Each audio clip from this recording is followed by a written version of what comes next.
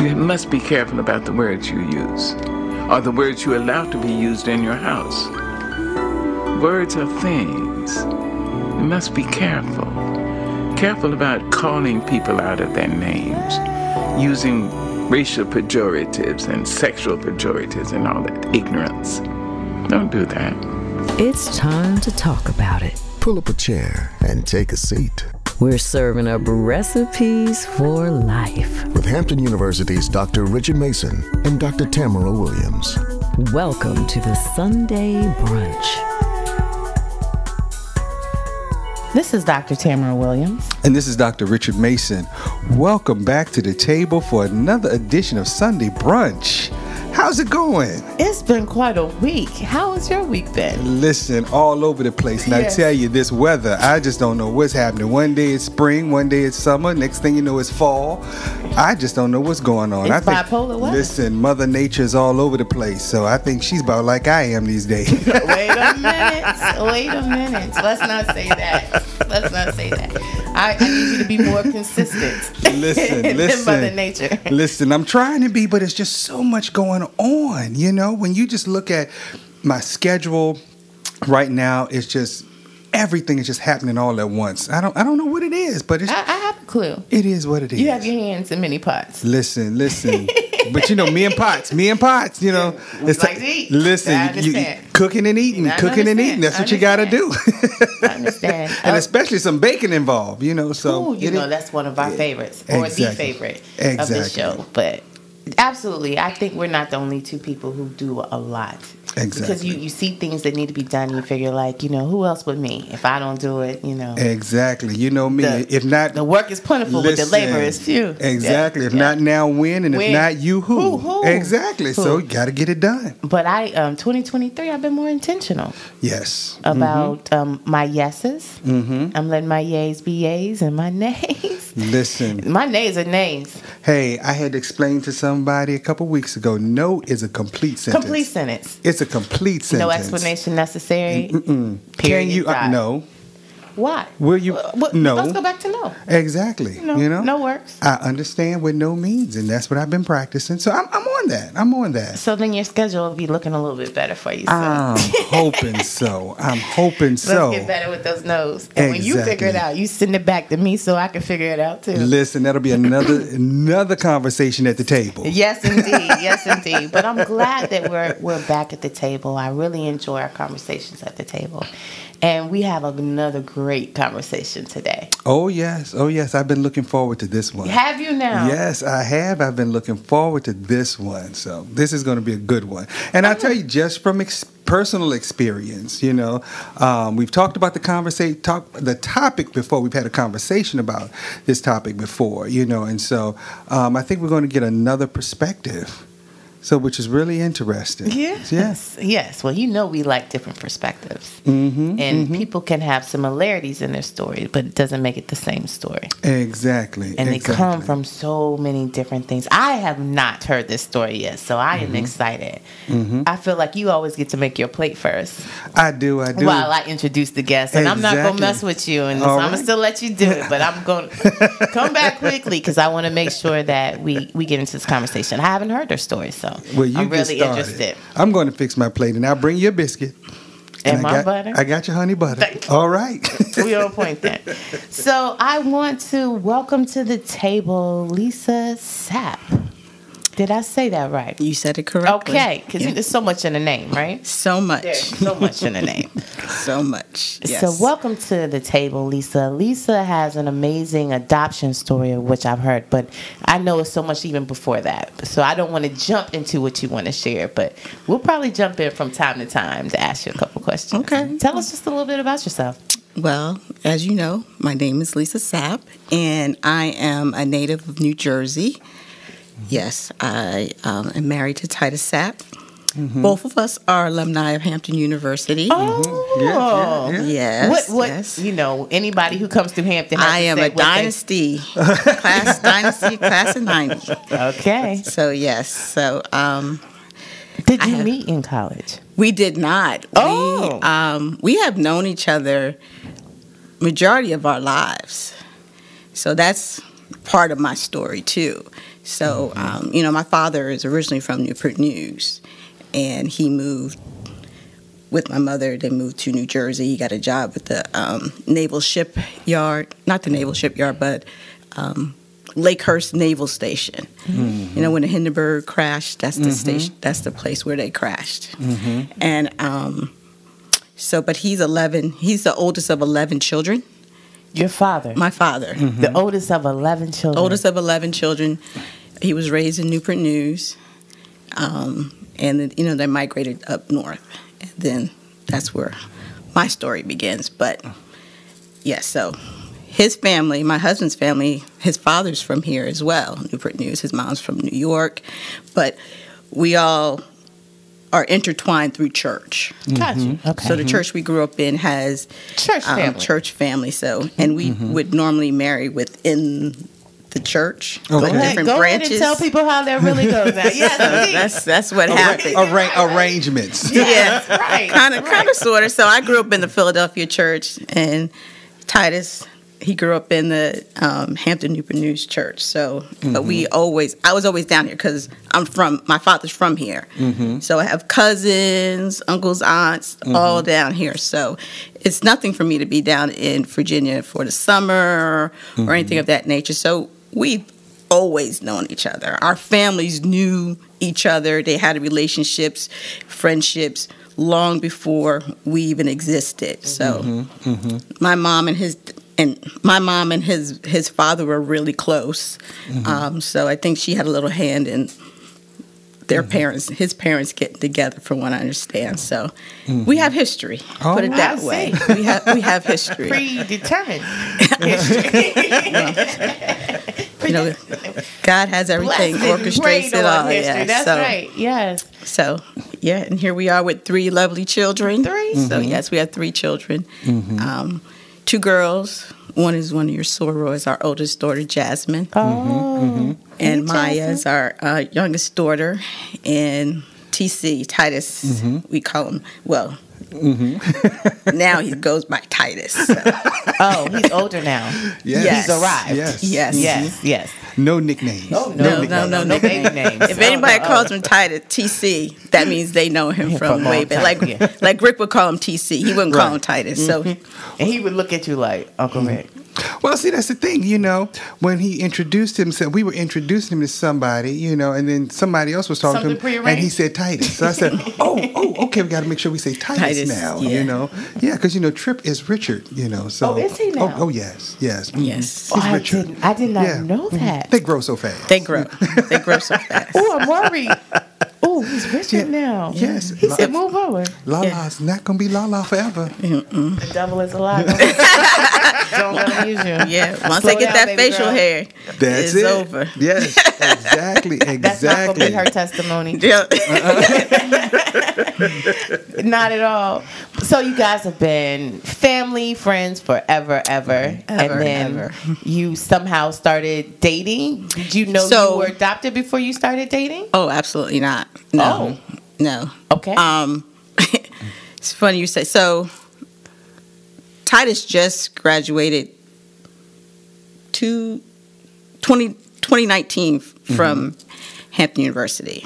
So I graduated back then. So we didn't really date growing up. We were just friends. But once I came down here for school, then that's when things started to change. And I did not know. The funny thing is, he's the one who told me that I was adopted. Wait a minute.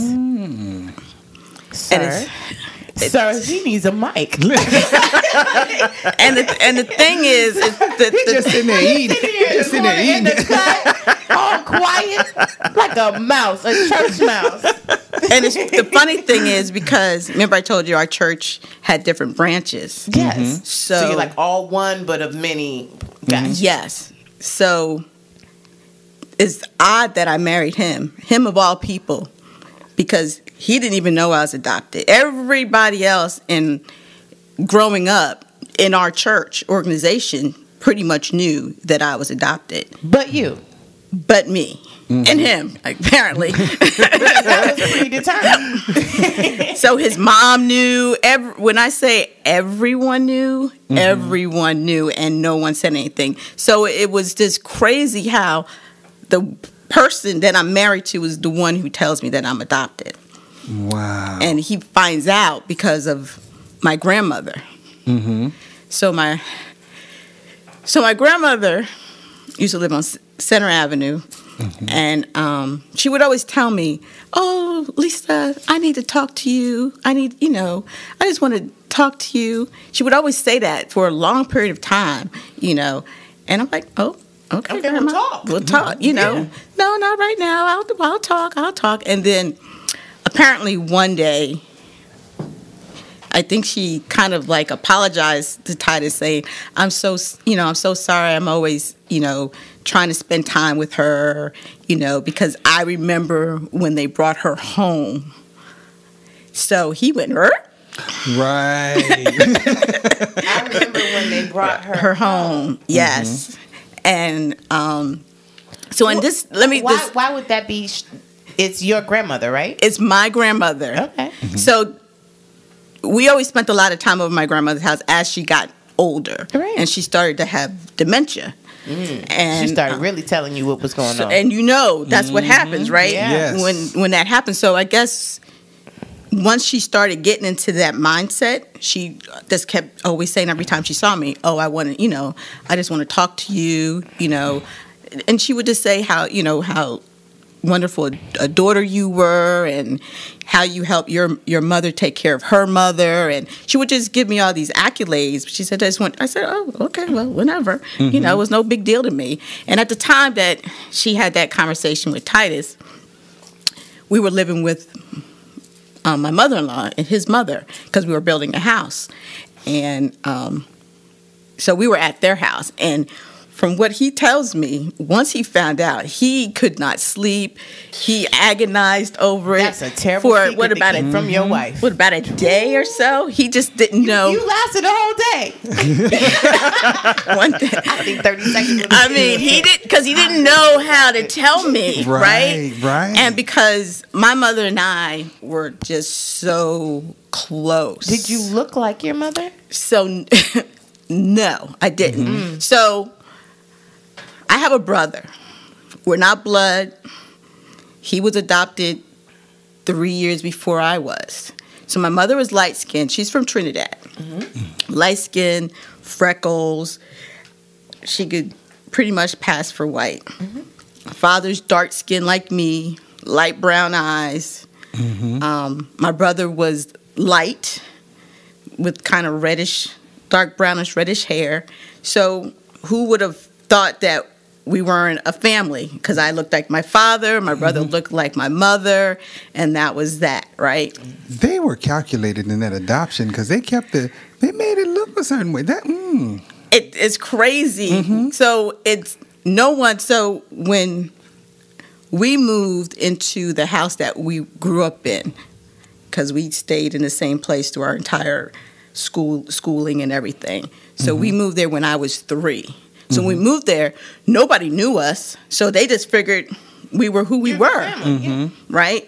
And so it was no question. But where we moved from, obviously they knew. So that's when my father moved closer to his job. So we moved to Lakehurst, New Jersey. We used to live in Mount Holly, New Jersey. And that's when I was adopted. So, but hindsight, I was like, that's why we never went back, because most of their time was there, but we never went in that area. They didn't want anybody to tell. Right. Right.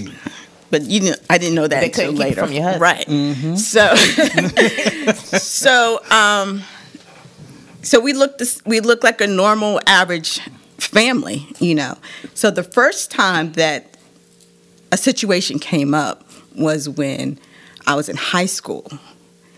And so my brother's 3 years older than me. We have a very unique last name, Haltwanger. One more time? Haltwanger. Yes. Very unique. Very You're the only unique. one I've ever met. Yes. You go to Florida, it says it's like Jones down in Florida, but Really? it's a German name, and considering how it was required. Right. So So that's our name. So when I went to high school, they were like, There is no way she's German. Right. Haltwanger is Howard your brother? I was like, yeah, that's my brother. Were you adopted? I was like, no. I look like my father. So that's how it went. So I went home to my mom, and I was like, Mom. Because the only people that they always saw was my mother and my brother and me, because my mom was very, very involved in our activities at school. So she was everything. PTA president, band, parent, you name it. My mom was there, right? So that's all they saw. They never saw my dad. My dad never went to stuff. He worked. He took care of the household. That's what he did, right? And so I came home and I said that to her, and she didn't say anything. She just brushed off and started, cooking or whatever. Nope. Okay. So that's the first time she could have said something. She never answered the question. She never didn't lie. She just never answered. She didn't lie. Right. She just never answered the question. And same thing. That's what it feels like. Right. But listen now, omission versus commission. You know what I'm saying? I'm just saying. Right. I'm just saying. People try to rationalize whatever it is they think they rationalize. And then it was the second time when I had my first child. I was debating, should I breastfeed? Should I do formula? And, so my mom and I were like this. So for me, I'm like, I'm going to do what my mom did, because her and I were, we're thick as thieves. We do everything together. So I want the relationship that I had, like my mom with my daughter. So I said, Mom. What did you do? What did you do? She said, Child, I did formula. See how close we are? So I said, I'm doing formula. All three of my kids was on formula. Are y'all close? And we're close. Okay. But the thing was... She told the truth. But Right. But the thing was, maybe I could have made a different decision. You know what I'm saying? Because I didn't know. So, and she just brushed off at me. I was like, oh, okay, well, I'm doing the same thing. And kept it going. Tell the truth, but don't go to confessional. That's what she said. So those were a couple of things that... After the fact, that's like hindsight, right? Hindsight is 2020. Perfect vision. Oh my gosh. So after Titus finally told me what my grandmother told him, so we made a beeline to my grandmother's house. And so mother-in-law lives in Hampton, so it wasn't that far. Went to Newport News. And I went in her house, and she had this huge bay window, and she was sitting in her recliner. I said, Grandma, remember you said you had, you wanted to talk to me, so let's talk now, right? I said, Titus said you had something to say. And because Titus was standing behind me. He's like, why did you bring me into this? So she looked at him, and then she just crossed her legs and looked down at her baby. I don't know what you're talking about. Because by then she was 80-something years old. So she's like, I said, oh, it's like that? Oh, okay. I said, you just hold on. Hold that moment. I have aunts. So I made a beeline to my aunt's house that lives in Hampton. I went in there. Did I tell her I was coming? I don't even know. Probably not. I probably didn't tell her. Just roll up on folks. Your grandmother to give her warning. Exactly. Grandma didn't give nothing. Well, remember, keep in mind, she had dementia. So she still remembers she didn't want to tell you. So my aunt, I asked her straight up, no chase or nothing. I said, am I adopted? And she went, yes. I went, ah! I just went berserk, right? I just started crying, and then I got enough nerve, got myself together, and I said, is Howard adopted too? And she said, yes. I just went crazy. If someone came to me and told me that I was not Mary Hawthorne's daughter, the devil was a liar. That hurt you more than anything else. Oh, absolutely. Okay. Oh, because, oh my God, we were her pride and joy. That's what we were called. You can her love pride somebody and joy. Who's not yours. She yes, showed you and that. she did. She did exactly that. Try not to do that. She I can't even explain the type of person this woman was. Because anybody that came into her space, all they felt was love. I learned to serve because of her. She was the perfect adoptive mother. Oh my goodness, yes. She Had loved you fooled for a long time. That's some good love right there. Man, so she was the type of person that she didn't have to tell anybody. Just because of who she was, no one said a word. No one. No one spoke about it. No one ever slipped in front of me. Just out of respect for her. Out of respect for her. So, and the reason why I know no one would say anything, because at my mother's funeral, both my parents died in 97. 9 months to the day. Mom died in March 25th. Dad died December 25th of 97. On Christmas. Well, because that was her favorite holiday. Wait So a of course minute. she's like, come on, Howie, you come on. It's now. our day. Yes, it's our day. So she You have a great personality in how you take these hits, because those are some hits. those some hits, but I look at it, you have to look at it for what they really are. You can't just look at the surface, because there's always a purpose behind everything, because God orchestrates everything so well. And so at the funeral when my mother died, I spoke, because like I said, my mother loved children, loved the young adult. That was her ministry, right? That's where she really thrived. So she would have, my friends would come over to our friends would come into our house, even when we weren't home. They would be there sitting there. It was that house. Outside of that, she was the most amazing cook. Wait a minute. Okay, pause for the cause. What did your mama cook? Because you know we like Everything. I mean, she's from Trinidad, so yes. I mean, chicken and rice. You know, Can you do any of those things? I can. I just don't. I can because I've watched her so much. You said you were so close to your mom, so I just. I watched her so much, but I can take it or leave it. But if some certain things I try to perfect, and one of her sweet potato pie, I pretty much kind of got that down. Her chicken and rice, I've actually went as far as to cook it the way she did once, because I've been so scared, because the expectations are up here, and everybody's like, I need your mom's chicken and rice. I need your mom's chicken and rice. And for years, I've been putting everybody off, but I did make it one time. Okay. And I did it came out great. So, but I haven't made it since then. One time. But getting back to the Y'all funeral. can't see her husband. What he emphasized has only been one time. So we're going to touch and agree and say we need one more. One more. So at the funeral, we'll see. Yeah. Right, There we'll you see. go. We'll see. Because I still got Give you a all her present to a seasoned lot of pots. people. I got all her pots. Do you? Yes. You gotta put some in that thing. Yes. I do. I just don't put chicken and rice in. There you go. And people deal with it in different ways. And so, we can have this conversation of you moving through the process and doing those type of things, because you're in a place now that you can hear that, you can do that, and you want to connect to her in that way. I can tell you. Yeah. There's definitely food is definitely a way I connect with her. Yeah. With some of the things that I do. But getting back to the funeral, I spoke.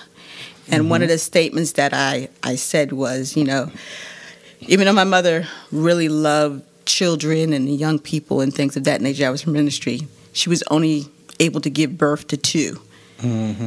The church gasped. Right. Everyone was like, because they figured you didn't know at that point. she still doesn't know. Yeah. She still doesn't know. And they were not going to tell you. And they still, no one wasn't going to tell me. But from now, everybody's telling me, their perspective or what they knew or whatever. So, like my mother-in-law always said, she went to my aunt and said, "Oh, Howard needs to tell her," right? My father, Howard.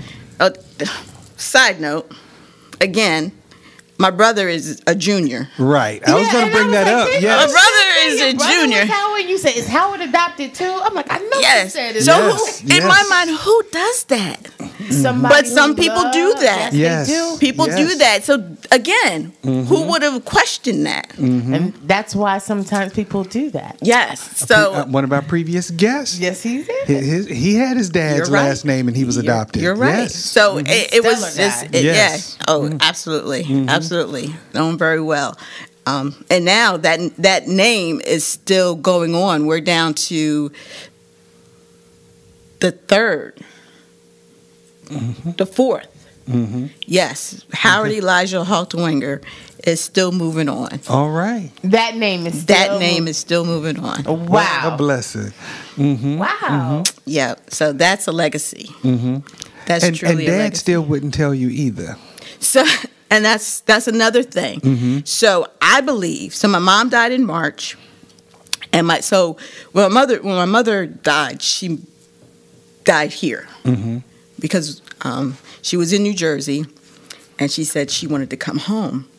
So we figured home for her is Virginia because this is where the first place she came in the States from Trinidad. So she wanted to come home. She was on dialysis and things of that nature. My father's been taking care of her for years up in New Jersey. So with Tyus's help, his parents' help, we moved my mom down here because my dad was going to sell the house and they were going to move down here because this is where she wanted to come. Well, she wanted to come here to die. Because she only lasted a week, and She said she wanted to go home. she wanted to You go just home. I just misunderstood what she was Right. tone she was talking about. Yeah. So she was only here. We had it for a week, and it took me 2 weeks. It took me a hard time to get over that because my dad was watching her, taking care of her for years. It's like, so you come here?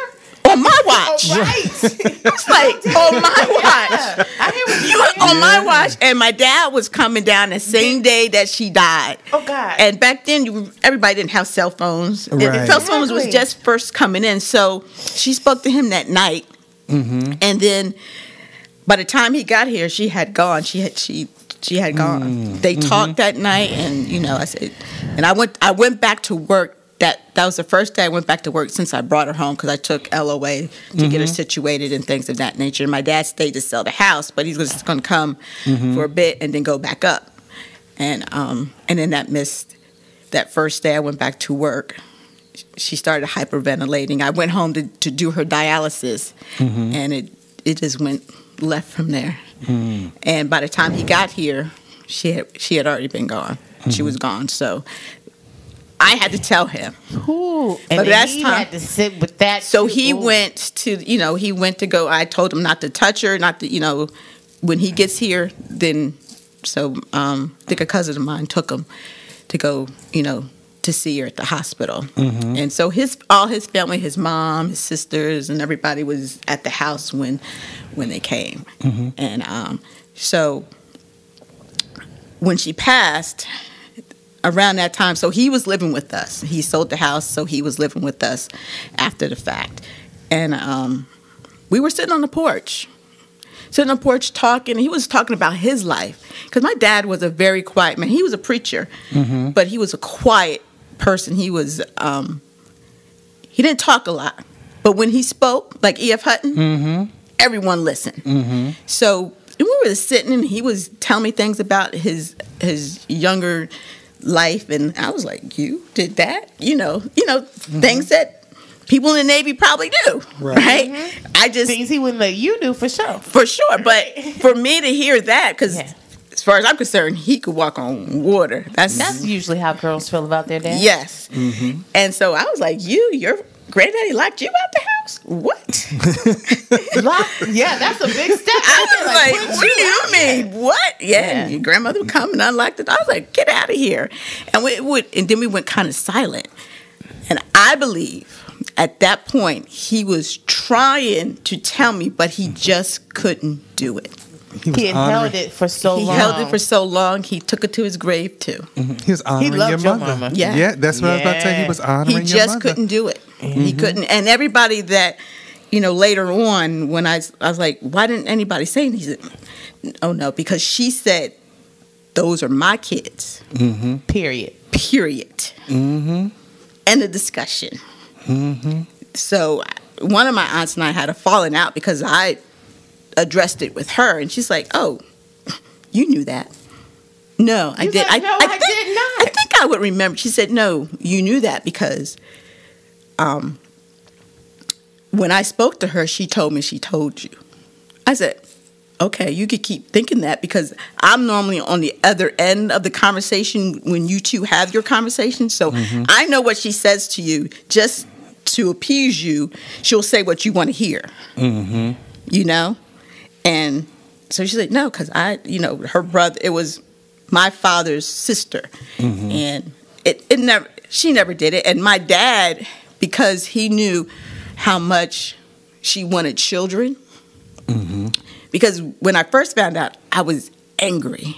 I'm like, what gives her the right to not tell me that I'm adopted? How old were you at that time when you? Oh, I was a grown adult. I was in my late 30s. Oh yeah. See, I want people to get that perspective, because it's like you had a whole life essentially, and then two people who you thought brought you into this life were not completely forthright with you and how you got to this life. And it's crazy because now it's like, who am I? And that's the thing. I said, I'm not Lisa Marie Haltwanger. That's not me. This is somebody else's life. This is not my life. You feel like you were an imposter. I was. Yeah. I was living someone else's life. No, you were your mama's baby. I was living, at that time, I was that angry. And then until they told me her backstory. And as a mother, I understood. Because at this point, you are a mom. At this point, I was too in. You had birthed your own. Right. I was too in. Different understanding. It was a different. Well, actually, I was 3, and it was later on. So I understood, because I know how she was when it came to children. I was there. I was front row. I saw that for myself. So I understood, because she couldn't have them, and this was the last resort for her. Now, my parents were also foster parents, but they only adopted the 2 of us. But we were both adopted at birth. I was adopted like 6 days after I was born. So, now, how did you get to all of that? Because you went from, I don't know, did the grandma tell you that too? In that process? Okay. Oh, but you got to back up the auntie. You know what I mean? The auntie. So, well, I found out that I was adopted 6 days after was based off of my adoption papers. Okay. So that's like another part when I actually found my adoptive mother. So it's a lot. It's so many layers to my story, and it's like all of them are, it's like, oh my God. It's like I can't, in order for you to understand the whole totality of it, I gotta give it to you in the way. I haven't even got to that part yet. You know what I'm saying? And it's coming the way that you received it. Yes. So we're hearing it the way that you received it. Yes. It's kind of all over. All over the place. That's what it felt like to you as well. That's how it felt. So it was just a lot. I was so angry. But once I understood, then that's when I was able to release it. And I forgave her. I understood. And how did that feel? It felt good. Yeah. So that wasn't my issue anymore. Because I know how she raised me. Yeah, people say I'm a little bougie. Yeah. Oh. It was. You get it from your mom. I got it from her. All right. It was ingrained in me. But I'm a good bougie. You know how to wait. Yes. Yeah, I know that's right. See? All right. Yeah. That's something only them good mamas can teach. So so everyone knew. So every time I speak to someone, it's like, oh yeah, that's I knew, but my mama told me I couldn't say anything. Even like one of Titus's cousins, when we got married, my brother obviously walked my mom down the aisle, and the cousin was like, oh, that was so beautiful that he walked his mom down the aisle, and they're giving her this elaborate my wedding was like, it was more my mom's wedding than mine. Yeah, mine too. So when I say there was no budget, there was no budget. She wanted all of it. So she was like, oh, that's so beautiful. She said, don't you ever say anything like that again. They don't know. Just don't ever say it again. And that was the theme. Anytime someone said anything, they got admonished. Yes. And shut down immediately. Yes, immediately. To the point where even when I was little And again, 2020 is hindsight is 2020. I was playing. I guess I was maybe 7 or 8, and I was playing at my aunt's house over in Newport News. And I have 2 cousins, 2 younger guy cousins, and we were playing. And he said, "Oh, and that's why you're adopted." So wait, see, it's so then I run inside, look, and I'm crying. I was like, "Oh," he said I was adopted, and she's like, "He don't know what he's talking about. Go on back out there and play." And then again, I go back out there and play. But once I found out that I was, all these memories started flooding back in my head, and I was like, that'll make you angry too, because like you guys tried to pull this one really over me, and he thought he was doing something too. Right. It really hurt his feelings. He tried to cut. Well, you he as didn't, low as he and could. he didn't. He doesn't even remember doing it because we were really young. Right. You know what I'm saying? And he didn't. He just said it, but she squashed it Real quick. immediately. So it was just, but kind of like back in the down at the bottom of the neck. You kind of stashed it back there. Kind of, you know what I'm saying? But nothing ever stood out. No one directly ever said anything to us. And then with all of this, I have a brother, Right. who I don't know what he knows. Right. So at the point when I found out, I was like, do I drive to New Jersey? Because this is not something I need to tell him over the phone, or do I tell him over the phone? Because if I drive all the way to New Jersey and he goes, "Oh, I already knew," You're gonna be mad. I'm gonna be mad. And that's when the That's a fight whole starts. nother layer. There's a whole nother layer. So When was you gonna tell me? Right. So, and that's funny because that's what I said, because I finally got the nerve up to call him one night and I told him, and he goes, "Oh, I kind of figured that." What? Wait a minute. What do you mean you kind of figured that? You knew?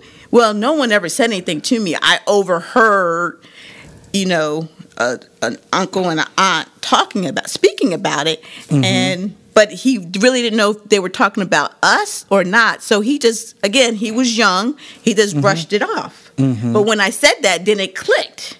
So I was like, So all of this stuff really just started. It's like that picture became really clear at this point. Different things and different situations. Different things and situations started making sense. Even with my parents, one day when they were before my mom got sick, they would, early on in our marriage, they would come down and they would stay with us. And one day, they invited some friends over or whatever, because again, they're from Virginia, so they have friends and family and everything. And my house wasn't tidy. I just said, the next time, just let me know so I just make sure everything's straight, right? And she made a statement, and I was like, what?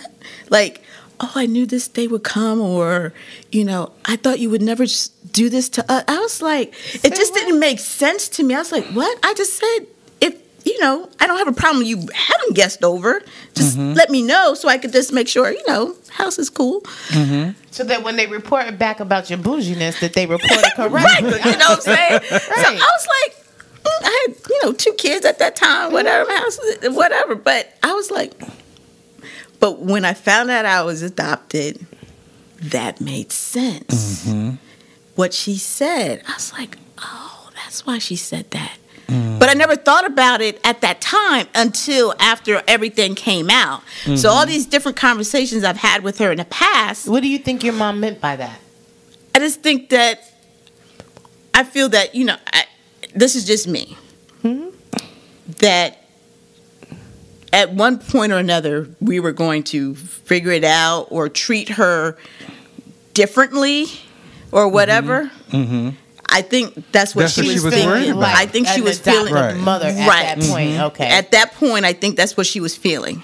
And I'm like, and I didn't get it at the time. I just said, what does that mean? I'm like, I'm just saying, just let me know. I'm not telling you can't do it. Because there's so many stories about people finding out they're adopted, and then it becomes, let me go find that other family that I know nothing about, as if that's a better situation or a better family than where I am. Yes. Or, And because of who she was and how she was with us, if I had found out or anything happened to the point when she was still alive, there's no way she would have been that her and my biological mother could be in my life at the same time. would have never happened. Because if I had known earlier in my life, like she told me when I was younger, the little nugget of thinking that she would lose me, because I'm a curious person. I needed to know what happened or what took place before November 30th, 1967. I needed to know, how did that come about? How did we get here? How did we get here? Yeah. Not saying my life was... You're now a mother, so in your mind, like, what circumstances led up to this? led up, right. Was it rape? Was it, two you was young ready for all of teenagers? it. What, Okay. what was it? Yeah. You know what I'm saying? But if it happened when I was younger, she wouldn't be able to handle, because I would have said, Where my mama at? Or, I would I'm curious. Right. Not to say that I want to leave my life, Right. but I would be curious because that's the type of person I am. Right. And I don't think she wanted to take that chance. Right. to have to answer those questions, Right. or even allow somebody else into my life. Right. to disappoint you, or to even say they have a right to be or your just mama, because she was my mama. That's it. Mama So that was wanted it. all the love. So she That's it. right. So she Mama wasn't going wasn't to. sharing She her wasn't going to standby. share. She wasn't going to share. So that's why that happened, and that's how I. And I your feel. father got that message clear. Oh, he was Because even he didn't want to tell you. when it came to us. He really was kind of hands off when it came to the day-to-day thing, when it comes to religion and, school and all. He was on it. But when it came to the day-to-day things, it was really all her. And however she wanted to operate in that space. He let her do it. Yeah. She did, because I guess, and I don't even know the full scope of all of her story as far as birth and all that, but apparently it was a lot. It was a lot, because they adopted me at, maybe she was 39 going on 40. Okay. So they've tried, and they were married for years before that. Years. So I think from what I understand, at a certain point, she really asked my father and kind of said, please let us at least adopt. And then he said, okay. Okay. So listen, let me get to this. Now that you know, and the curious Lisa is kind of settled with understanding I was adopted, I got it now. What about that biological side? Yes. And finding your birth mother and birth yes. parents? How did you find out? Yes. Some people have closed adoptions. You never get any information. Some people have open. So before we say that, I just want to say, as far as my grandmother, she made sure her hands were clean, because she, this is how I like to look at it. They both in heaven. My mom goes, why did you tell her? And she said, I don't know what you're talking about. I had a dementia. So Right. Oh, but Auntie, wait till she get to heaven. Mama at the gate waiting. Let her in. Funny. She's like, look. But She's so like, hey, y'all should have told her. you should have told her. She's like, my hands are clean. I don't know what you're talking about. Truly clean. I don't know what you're talking about. I had dementia.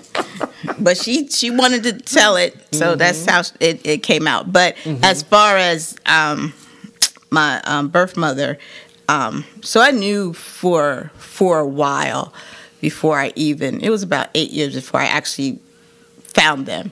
It was a process. It was an internal process, because if it was up to my husband, we would be on it like that. But I had to feel it within myself, right? And get ready for it. Yeah. Because he's not living through it. He's living through me. Yeah. He lived through it, but he knows who his parents are, right? I did not know, so I wanted to know, but I had to feel it within here for me to continue moving forward. Time would pass before it's like, have you done anything? No, I haven't, because I wasn't feeling it. You wanted to know too. He wanted to know. Yeah. So That investigative side. Right. So I originally went on, and so in New Jersey, they're all sealed adoptions. You cannot get your birth certificate regardless of your adoptive adult child or not. You can't get it, no way, shape, or form back then.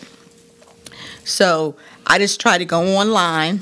I started searching, and I couldn't find anything. Nothing was coming up. So I had a girlfriend that I went to high school with. She was a private investigator in New Jersey. So I kind of told her, and She said, I got this. She said, okay. So I gave her all the information because, mind you, when my parents died, I had every piece of document that belonged to my dad. Everything from when he went to Norfolk State, his first paycheck, all my mom's naturalization paperwork, all of this. Mind you, at the time that they died, I still didn't know I was adopted. But no adoption papers. When I say I had all of their personal Wait a minute. paperwork, no adoption paperwork was done. First paycheck, but no adoption paperwork. When they bought the house, I have the receipt of how much that house cost back in 60, 70, I think it was. Yes. All of that. That was on purpose. They never wanted you to find that adoption No. paper. So in my mind, I was brought on the black market. I'm sticking to that. That was my mind. I had no idea this is where she was jumping to. I promise you, I had no. I'm telling you.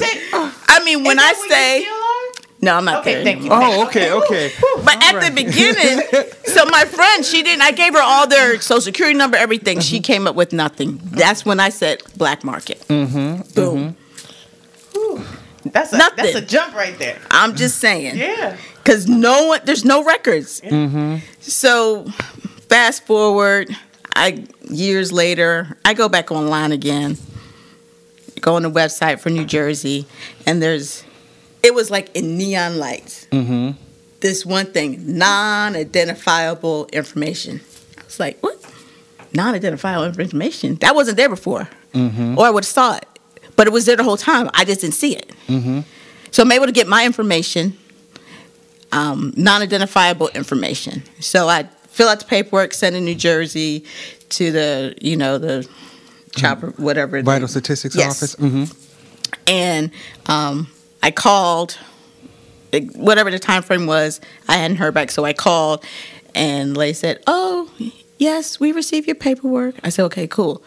But you're in line.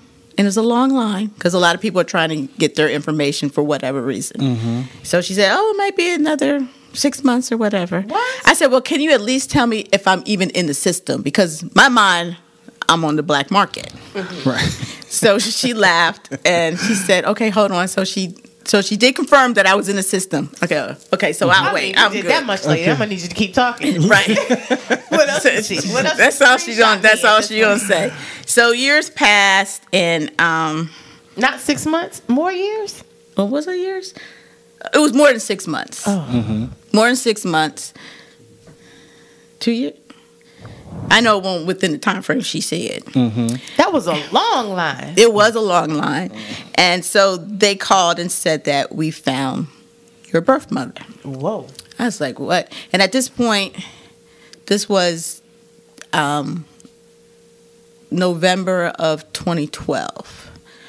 And I was like, oh, okay. So they said they're going to reach out to her and see if she wants to meet me. I said, okay, cool. They called me back like, I don't know, 10 minutes later. She said yes. So, because what they do is they send it out to the parent, the birth mother, and if she had any children prior to me. And they sent it out to my sister. I have two sisters, and we're stair-steppers. So one back to back to back to back, right? So she sends it out to them, and then they fax whatever they need to fax immediately. They send it back. And so the first person I speak to was my oldest sister. And she's like, yes, I'm your oldest sister. And just so you know, I look like mom more than anybody, blah, blah, blah, blah, blah. I said, Jesus. oh, okay, no problem. So we started sending pictures back to each other, right? And so I sent my picture. She sends me her picture. And she calls me immediately. Oh, my goodness. No, you look more like mom than anybody. I was like, oh, okay. Because they still hadn't sent me a picture. You didn't know what your mother looked like. I didn't know what she looked like at the time. So my other sister, that's right above me, she sends a picture of herself as well. And say, oh, my gosh, you look just like our mother. So those two were able to stay with your mother, but you were not. So with that is because they have the same father. Oh. I have a different father. Gotcha. So when my mother was pregnant, she was in an abusive relationship with her husband, and and all that stuff. And so she stepped out because he stepped out. So they weren't great. So she got pregnant by somebody else. Once he found out that she was pregnant, peace. That my baby or whatever that situation was. So apparently they were going to try to get back together. Her husband and her were trying to, restore the marriage. So how it really happened was that they never got back together. But she had already put me up for adoption. Oh, my word. So before I found out, kind of understood really what happened, I thought it was more like, let's get back together, but that ain't my baby, so you're going to have to get rid of it. Mm-hmm. Oh, that's what I thought you just said. Right, but that's what I thought I heard. That's right. How I kind of took it. But as time has gone on, and then as, family members had revealed things to me and things of that nature, my grandmother had a lot to do with it. Because my mom was 19 when she had me, so she's still young. She was young, having babies way younger. Yes, you were the baby, and there was two. Yes, yes. So she pretty much had a lot of control over my mother. And my mom told me that she felt that everything went wrong in her life because she gave me up for adoption. So she struggled. She had a hard time. She really didn't have that much of support from her family, and she always felt that she was just so alone. The marriage dissolved. She shared all of that with you? The marriage dissolved, and she struggled. She struggled with my sisters, and then later on I have a younger brother, 6 years younger than me, but she struggled, and she didn't have the support that I feel that she needed, and she always felt that she was kind of the outcast out of all of her siblings. So, yeah, that's how I found out. But as time went on, I realized that my grandmother had a whole lot to do with it. And the reason why I know that was because when we first saw my grandmother for the first time, we were in church. My aunt is an apostle in New Jersey, and when she saw me, she just went berserk. She just started saying, "Oh, thank you, Jesus. Oh, thank you, Jesus. Oh, thank you, Jesus." So she's at that time, she was in her late 80s, 90s. So I feel, hindsight, that she knew what she had done. And, seeing me kind of made her free up, you know what I'm saying, for the errors that she made and the decisions that she made from my mother or influenced my mother in the decisions that she made. And she knew that's just me based on hearing from family members, as different stories of how my grandmother was. From what I see, she was to me, she was nice, and, because I'm seeing her later in the later years, and, people from back then, they have a lot of regrets, so they try to settle their issues. Right. And that's what I was going to say. Her seeing you actually come home and your mother having an opportunity to see you. Yep. It's one of those things that's releasing her. Her, yes. Yes. Because I kind of had a bougie, so in her mind, she's like, "Okay, you did well, though." Yeah, and the thing is, my sisters would say, out of it, I had the better deal. Right. I said, yes, I did. And I thank my mother for giving birth to me, but I also thank her for giving me up too, because the life that I live ain't nothing like the life they live. Fact. Right. So I really am grateful and blessed. And I always say I don't have a testimony. That's how I grew up, because I just did, because I wasn't a bad kid or anything like that nature. I didn't know my life was a testimony. He kept you. He kept me and watched over you for a very long time. And then I feel that because my mother did give me up for adoption, that I was a gift to my adoptive mother because she couldn't have kids. For her faithfulness. And because I fulfilled that gift for her, God restored me back to my mother because she was obedient, even though she was obedient because she gave me up. She was obedient in what God's plan was for me. Right. Mm-hmm. You know what I'm saying? Mm-hmm. So she got me back. And you were less angry with her because you had already gone through it with your mother. Right. And so that was a good way to work that out too, because I'm not sure that your birth mother could have taken any more on top of that. So. And then, my mother passed in 2021. My birth mother. Your birth mother. Okay. And because she would always say, I don't have anything for you. I don't have anything to give you. I said, all I want is time. Mm-hmm. All I want is your time. And I did. Yeah. And then at first I was like, I didn't even get that. Yeah. Right. You know what I'm saying? Our time together was 7 years. Mm-hmm. It would have been 10 years this year that we would have met. If she had moved you up the list a little further. Right. Your husband was nudging you a little bit. Right. So there's a lesson in there too. Yes. It's always good to have good support from people to see more for you than you can see for yourself sometimes. Yeah. You need that in a partner. And then to make the most of the time that you have, because we don't know. You don't know. And significant. Everything was significant because my father died Christmas Day. Mm-hmm. So that was tough when he did die. But I saw my birth mother, for the first time on Christmas Day so many years later. Wow. So you can't like I be say, sad on Christmas. It's supposed to be a corrective type of experience. Correct. For you.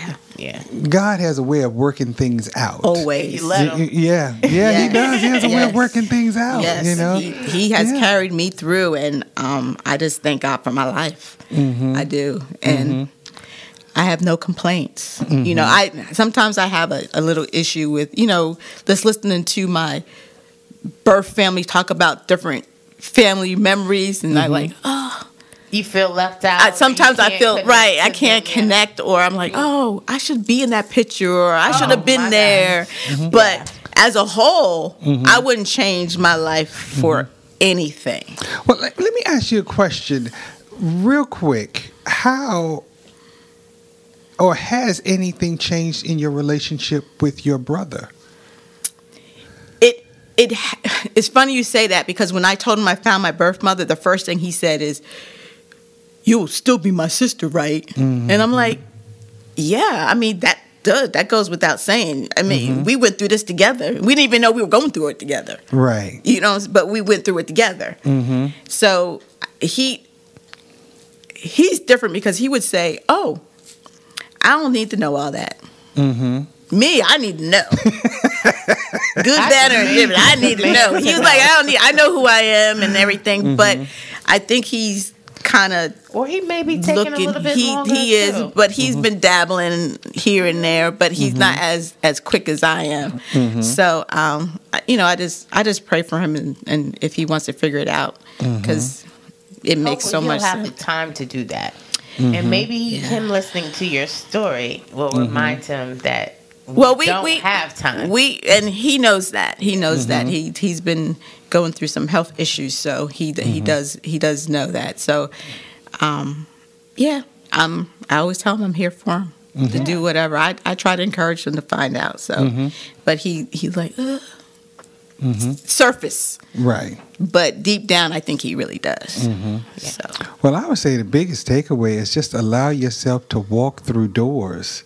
Sometimes unknown doors, and close ones. Yeah. So I'm going through. Now I'm looking to try to find my birth father. Allegedly, he's deceased, but we'll see. And if I do, I do. And if I don't, I don't. I'm not as pressed. Siblings on that side. Right. Yeah. I'm not that pressed as I was to find my adoptive mother. I mean, my biological mother, as I am finding my biological father. That's a whole nother conversation, right? Too, So I need to have, come back to the table. Come back to the table. But other people, what is I'm a mother too, but it's something about people not looking for the pappies. I need, but I am. And this is what I'm saying. I say, if God allows me to find it, then He will allow me a way to find it, because my family, my family isn't. My biological family isn't that forthright. Whether they know or not, they're not really saying too much. They're not even saying, well, Lisa, I really don't know. They're not saying anything, you know, as far as my mom's siblings and stuff. So I'm saying, You got to wait till they have dementia. I don't know. I hope I don't know. But as we speak today, I'm in the process. I think hopefully I can get some more information. I'm in that process of reaching out to some, because of Ancestry.com. Right. So I'm speaking to a second cousin right now. So I think we're going to have a conversation in a couple of days. So we'll see. We're getting closer. If it happens, it happens. All right. Well, we will certainly have to bring you back to the table. Yes. Definitely bring you back to the table and have further conversation about this. So this has been good.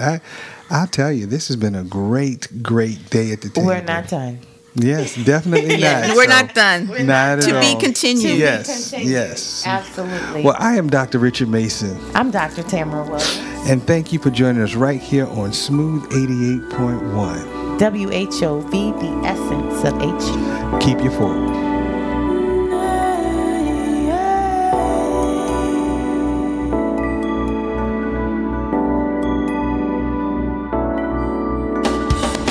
Someday we'll be able to measure the power of words. I think they are things. I think they get on the walls. They get in your wallpaper. They get in your rugs, in your upholstery, in your clothes, and finally into you. Thank you for joining us at the table. Tune in next Sunday at 1 p.m. for more delicious topical recipes for life on the Sunday Brunch. On Smooth 88.1 WHOV.